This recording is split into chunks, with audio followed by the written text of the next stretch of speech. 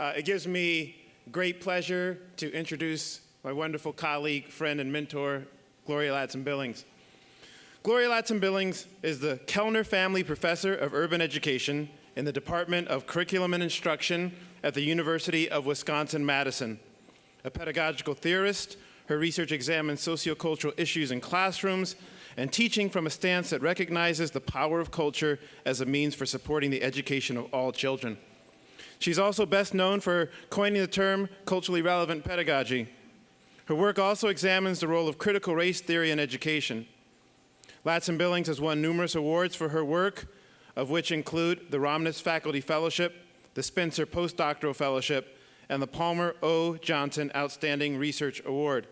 Additionally, she has been awarded the Hilldale Award, the highest faculty honor given to a professor at the University of Wisconsin for outstanding research, teaching, and service in 2007, and was a recipient of the 2008 Distinguished Service Award from our very own Teachers College, Columbia University.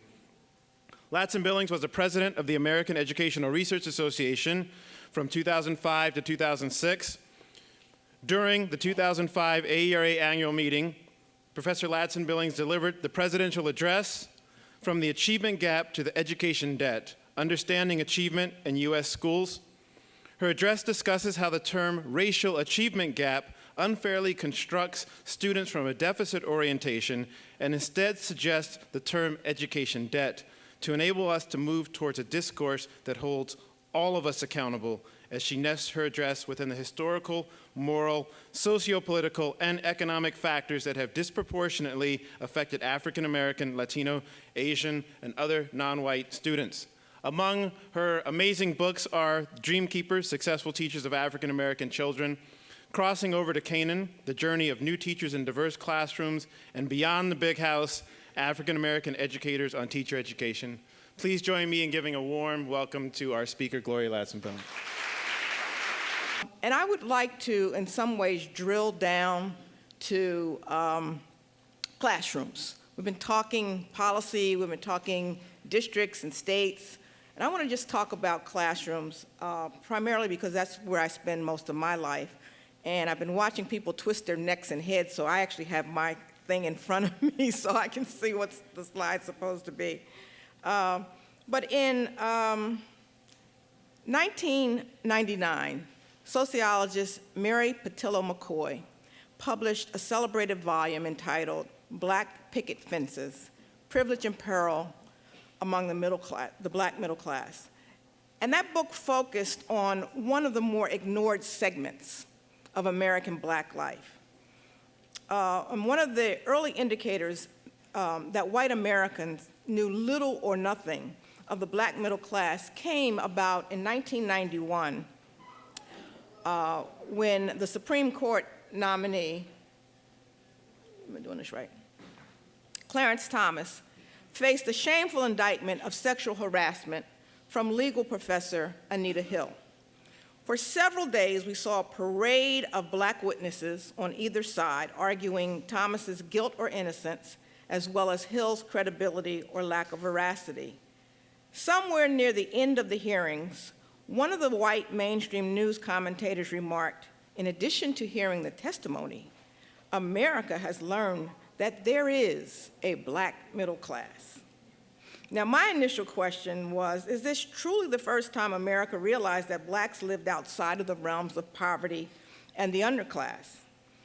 And perhaps the commentator was accurately describing America's mainstream, because sometime around 1984, when comedian and TV producer, Bill Cosby, conceived and produced The Cosby Show, situation comedy that produced a Black family living in a Harlem brownstone with a father that was an OBGYN and a mother who was an attorney, and they had 5 beautiful children.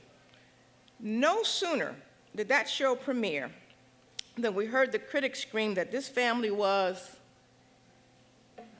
unrealistic. They did not look like the Good Times family that lived in a housing project. Incidentally, no one ever asked regarding Good Times how a single able-bodied woman their neighbor Walona even got into projects, right? The response to The Cosby Show reflected mainstream America's refusal to acknowledge variety and diversity within Black communities. But the Black middle class does have a long history. Indeed, in the 1900 Paris exhibition, W.E.B. Du Bois pulled together a photographic display that showed the variety of Black life.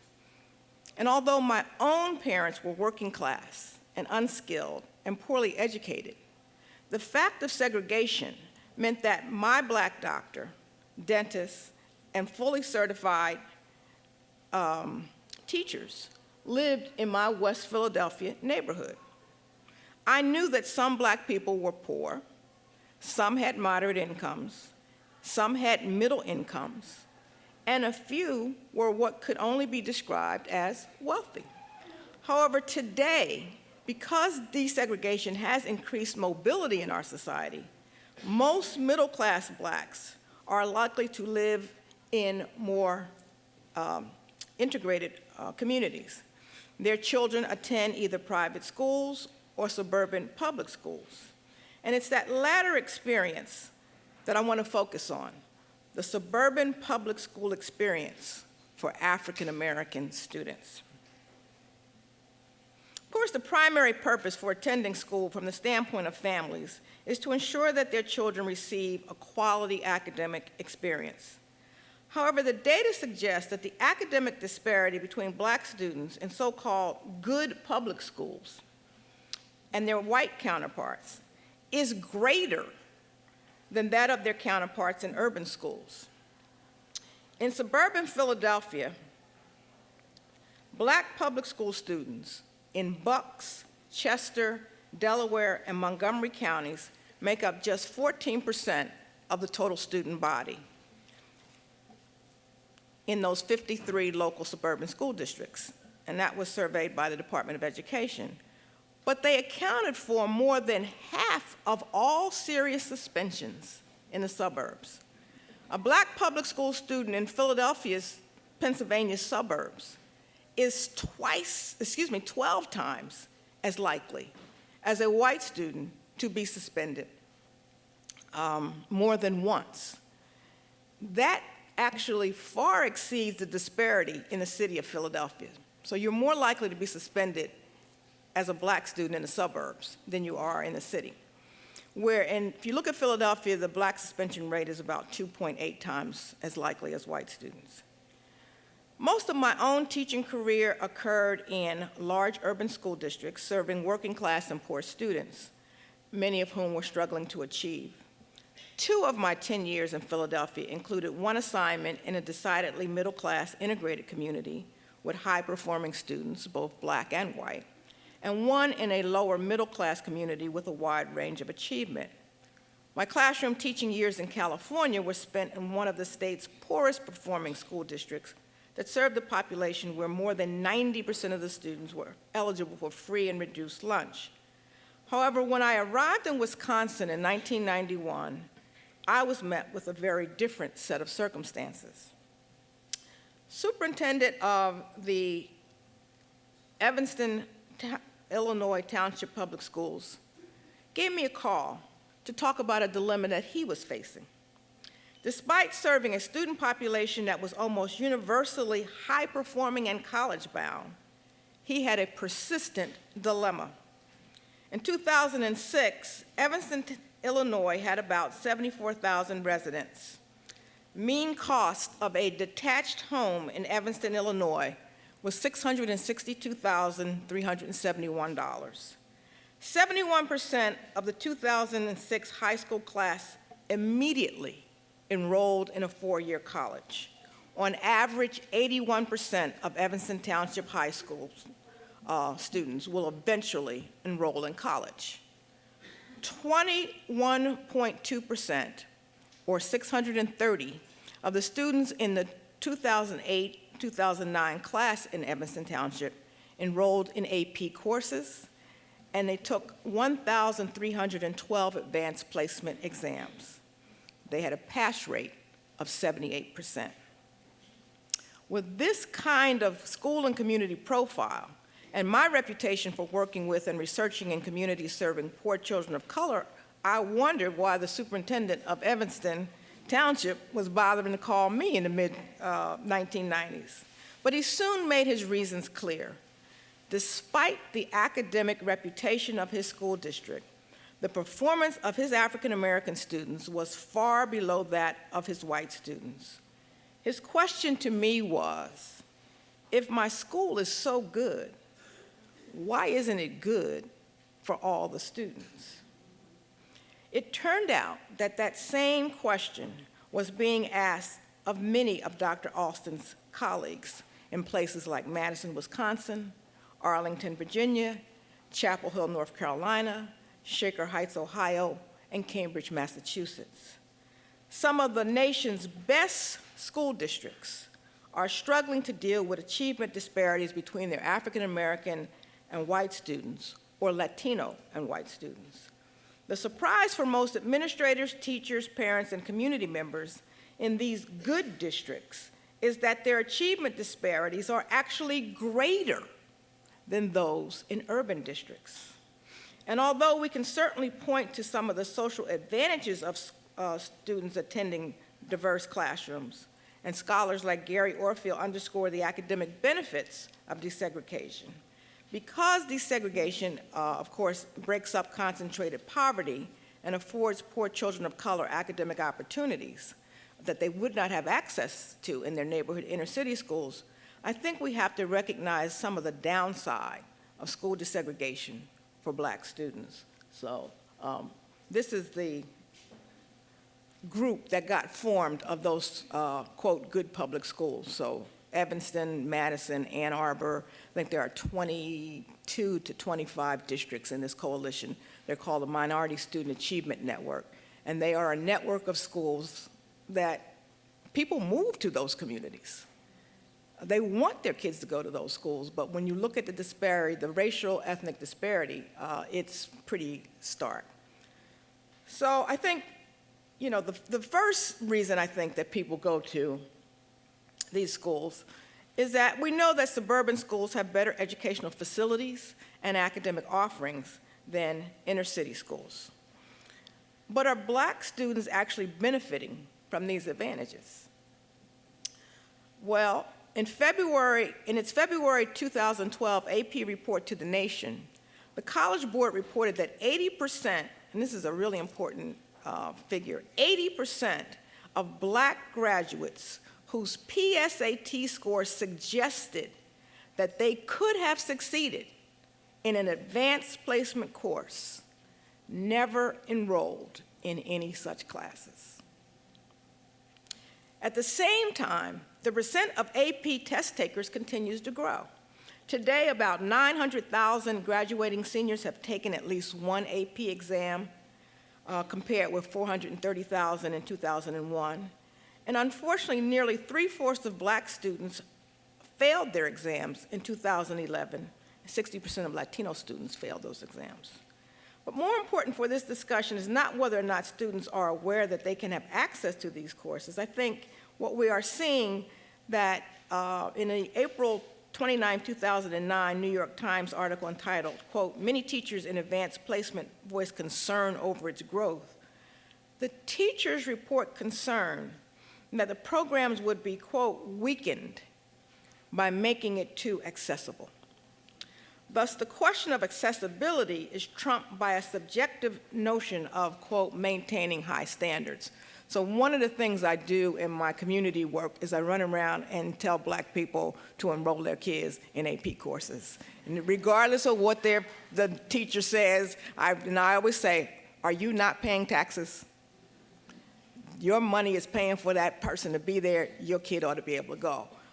And we know that even if they don't pass the exam, if the quality of what they're exposed to is better, why not take the courses?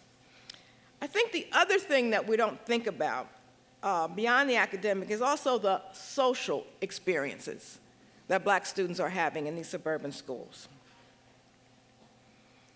I think that it's a more complicated picture, And I want to focus on it because of young people's social and emotional development is really key to their experience in schools. The sense of belonging and fitting in is crucial to their overall well-being. In an October 21st, 2012 article featured in The Atlantic, we learned that, quote, black boys have an easier time fitting in suburban schools than black girls. The black boys are admired because they are seen as tough and cool, and they're the primary carriers of youth culture. So when you consider that something like hip-hop culture is the most ubiquitous and marketable cultural commodity in the world today, and that this culture is closely associated with African-American males, it makes sense that black males are enjoying a time of increased popularity. However, since I'm also aware that hip-hop culture is a worldwide phenomenon, I will not be surprised if it eventually migrates away, at least for marketing purposes, from a black ethos. Thus, the moment of popularity for black males could be quite fleeting. And clearly, it is developmentally limited, since by the time suburban white youth head off to college, they will be most likely surrounded once again by a mainstream that will demand conformity to white cultural standards, and it'll be those standards that will advance their career and professional aspirations. However, black girls do not even enjoy a transitory moment of popularity. They do not fit into the suburban school context. They are considered loud and ghetto or ratchet. Videos about them show them as antisocial, belligerent, and according to the Psychology Today study, unattractive. So in the suburbs, they're rarely, if ever, asked to things like dances or proms, and I would contend that these kinds of things make up the sinews of schooling. You know, I know it's a big shock to us, but kids actually don't come to school to learn quadratic equations. You know, my youngest son, he hated school, but he went every day. I mean, he never missed a day. And I once asked him, I said, if you hate it so much, how come you're up in the morning, you go every day? He said, Mom, that's where all the other kids are. He said, if they were somewhere else, that's where I would go, you know. So I think we can't underestimate the power of their social relations, even though we're all talking about test scores and that kind of stuff. Where the kids are coming from is, how do I feel in this place? These young black girls are not part of the high school dating scene, while their black male counterparts often have their choice of girls from across the high school dating spectrum and the racial spectrum. In some instances, dating a black boy is a rite of passage for white girls. And these data don't even consider the situation of LGBT youth of color. I think it's important to recognize the ways that adolescent social development impact young adult experiences and outlooks. For example, the young black woman who had little or no social life in high school enters college in some ways developmentally delayed and vulnerable. You know, it's interesting that we've just had this survey or a list of 55 schools where sexual assaults have taken place. And I would contend that young women who haven't had an opportunity to date don't often know the norms or the rules. So if she attended a predominantly white institution, she's likely to continue to be without dates and social encounters with partners that she desires. And if she attends a historically black college or university, her limited experience in the world of dating may find her compromising her values because of the newly acquired attention from a potential partner. Few schools pay attention to the ways that students organize themselves socially. In other words, schools tend to prefer to consider students' social lives their private business. About a decade ago, there was a network magazine show that featured Columbia, Maryland, one of the nation's first, quote, racially planned communities. And that community was designed to cater to middle-class black and white families.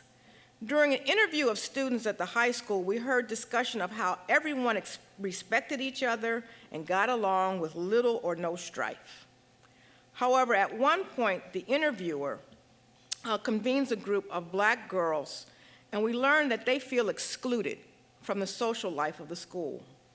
The black boys were often dating white girls, but white boys did not find the black girls attractive or ask them out. And the black girls talked about how it hurt to be rejected in favor of their white classmates, but they said they never said anything about it in mixed company. Now, linked to the students' social experiences in school is their emotional health. How they come to feel about themselves and their racial ethnic group contributes to their sense of self-esteem and self-worth. Almost 30 years ago, I participated in a study of identified gifted students in a segregated school district. Unfortunately, at the high school district, which was under a court order to desegregate, the students from the black elementary district were dropping out at a rate of 70%. Okay, I'm gonna say that again. That was not a slip of the tongue. 7-0. Only 3 out of 10 kids would graduate from high school in the district that they were sent to, they were bused to. So the research team on which I was a research assistant was interested in investigating the strategies that were employed by those students who were academically successful in the high school district. We first learned that the academic performance of our gifted students was bimodal. They were either doing very well or they were failing miserably. So next we decided to look more closely at the successful ones. So we looked at, let me make sure I did this, which one of these is the light thing? Is it that one? Yeah, so we wanted to look at this group. Okay, they're doing great, what is it that they're doing? Well, we learned what the students who were doing well were doing, they were doing well, at great psychic cost. They were social isolates. They had no friends, black or white. They deliberately avoided courses with other black students, and if they could not avoid classes with other black students, they made sure they didn't sit with those students. So when we asked them why, their excuse for this behavior was that they didn't want to be seen by their teachers as, quote, like other black kids. Thus, the students were behaving in ways that suggested their academic success was tied to breaking affiliative bonds with other black students. And I think this is interesting because it was like years later that Fordham and Ogbu talk about this notion that the kids say they're being accused of acting white. Well, they actually deliberately are. They're saying, I don't want to be associated with those other black kids. I don't want the teacher to see me in that way.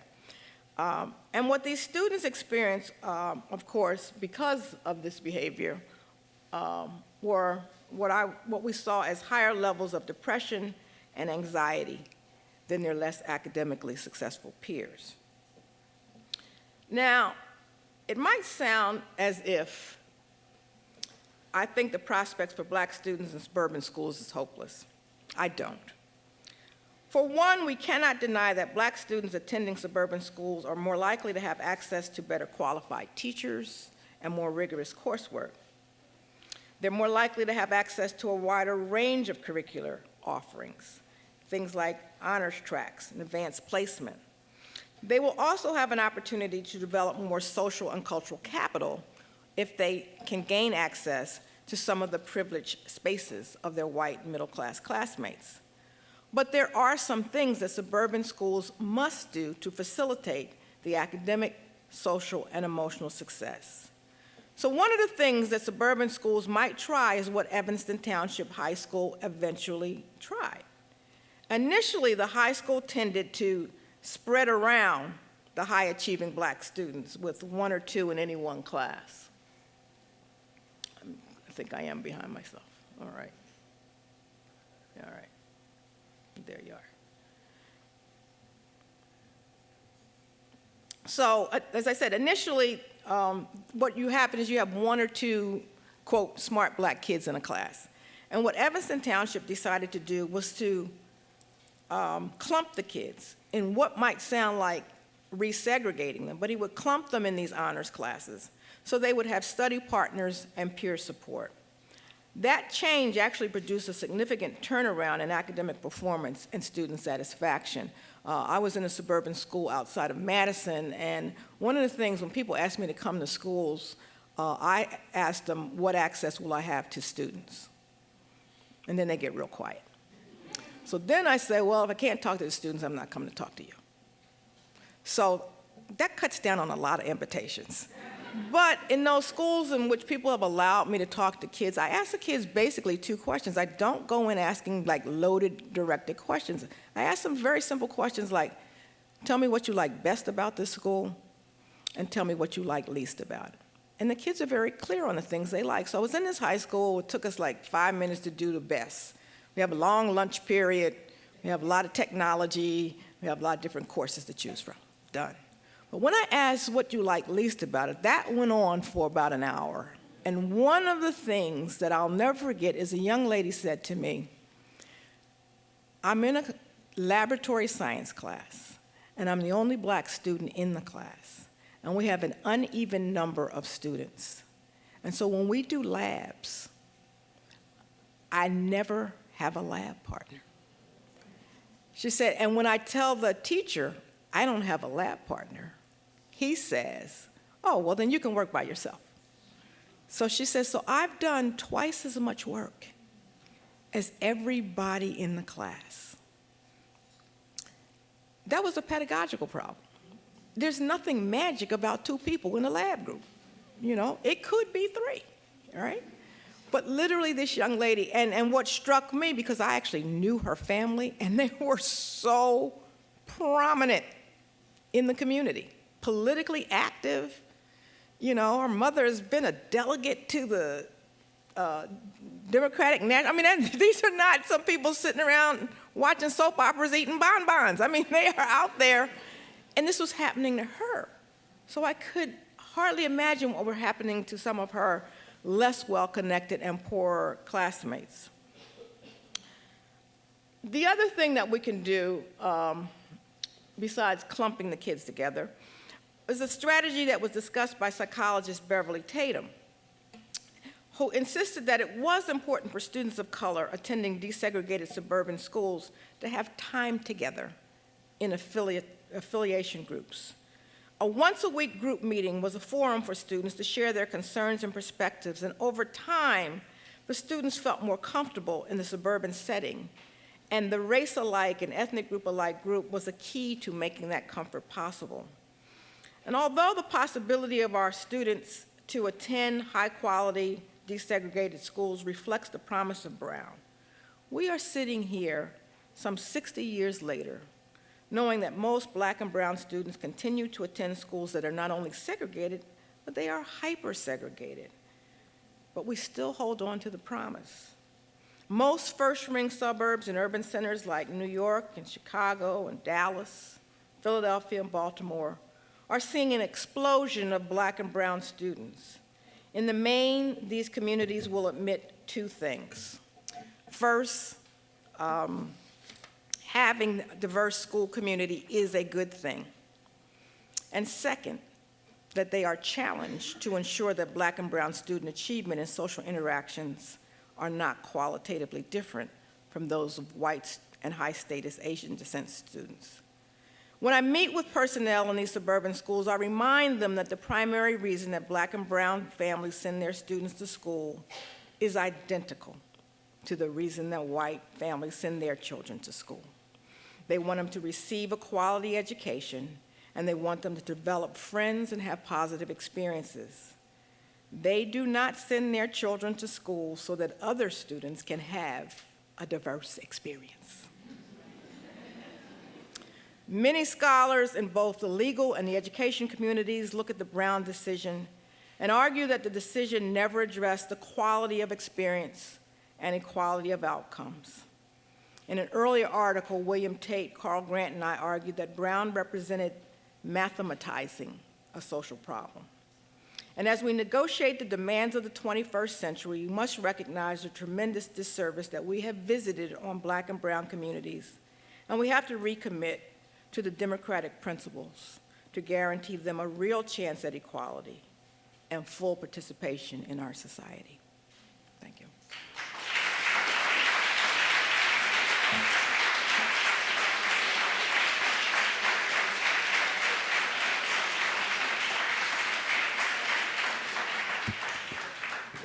Well, actually, we do have time for a few questions. If people have written them down and can pass them to the students, we will entertain a few prior to lunch.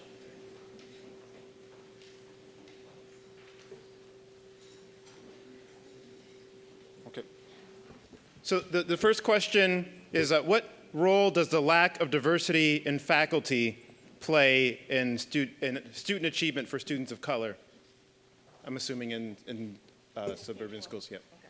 So I know people like to raise that question about we need more teachers of color, and I would agree, but I'm not sure we'll agree for the same reasons. If there is anybody who needs access to more teachers of color, it is white students. It is white students. Because we have to break this perception that the only people in authority, that the only people who have knowledge are people like them. I can see the eyebrows raised when I walk into a class. I can see, and I've asked students, how many of you have ever had a teacher of color? And most of my white students will tell me they never had none. So I do think that there's a benefit for students of color, but I think there's an even greater benefit for white students. So our next question is, how do you address the quote-unquote fear among white families to those of students of color taking over in academic achievement and athletic competition? I'm not sure I can address it. I think one of the things that's really interesting is, on the one hand, the argument had been, well, we don't want to go to school with those kids because they're lowering the standards. But having moved to the Midwest from the West Coast, what we saw on the West Coast when we had large numbers of Asian families move into Silicon Valley, people wanted to move out because they were raising the standards too high, right? So essentially what you're saying is you don't want to go to school with kids who lower the standards, and you don't want to go to school with kids who raise the standards. Why don't you just say, I just want to go to school with people who are exactly like me?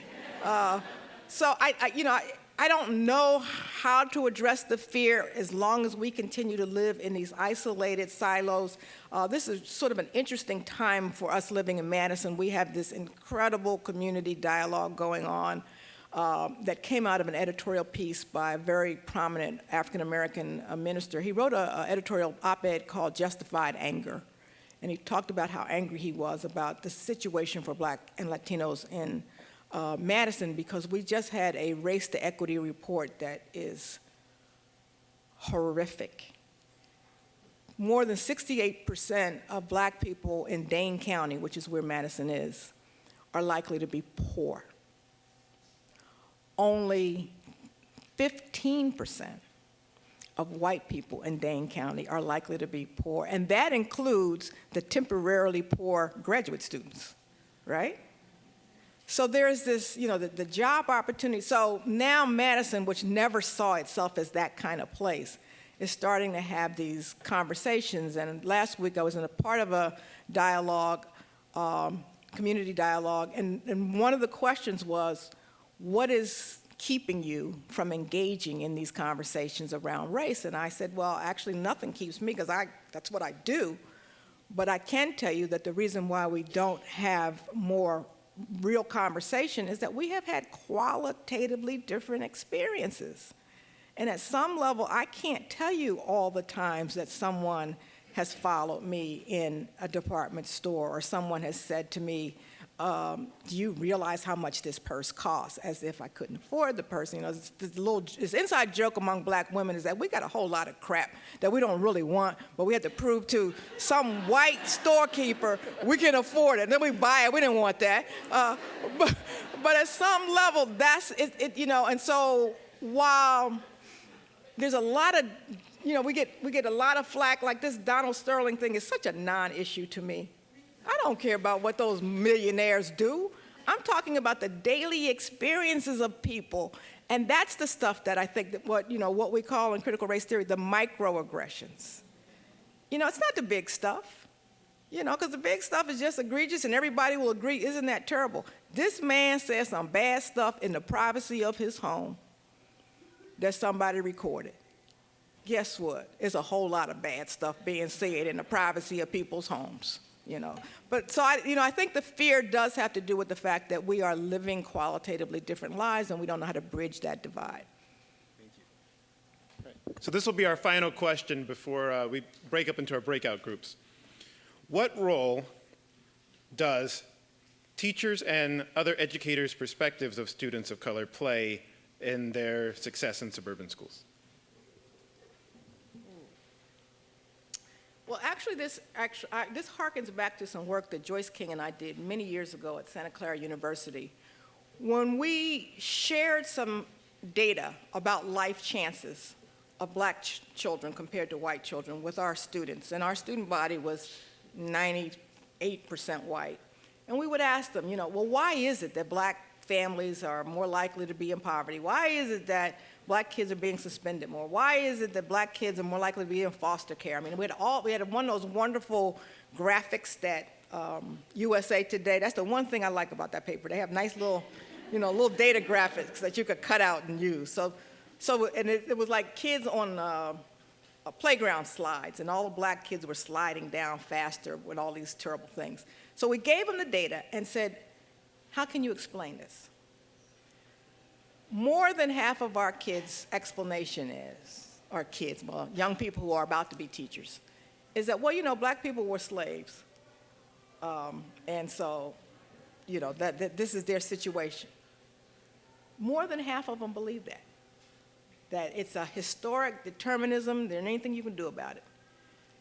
Another smaller group talks about the notion of equal opportunity. Oh, if they just had an equal chance, they could just get started and, In 3 years that we collected data, one person said, there is structural racism in the society. So we knew that we had a lot of work ahead of us, but what was troublesome for me is that all I could imagine was these soon-to-be teachers looking out into classrooms full of kids saying, and you used to be a slave, and you used to be a slave, and instead of looking out and saying, oh, you're potentially my doctor. Oh, you're likely to be my lawyer. I mean, just the vision that teachers have of these kids is one of the things that I think is really frustrating for us. And that's why I made the point about more white students should have access to black and brown teachers so that they can interrupt this notion that this is the place that certain people belong in. In the transition, I don't get to talk too much about Professor Ladson Billings' work, but she's such an important thinker for education. I can remember the two of us were on a panel together in Indianapolis or someplace, and she basically started the conversation by saying, it doesn't have to be this way. And I think that is important, right? This is the way it is, but this is not the way it should be. We heard it's not the way that it has to be. And hopefully part of what you'll do in this next segment is think about how we can make it different, right? You have been a very astute audience for the past couple of hours, and you've been listening, but this next segment is a time for you to begin to talk and to dialogue with others, hopefully to increase your social networks of those who are advocating as fiercely as you are to make things different than the way they are for these students in schools.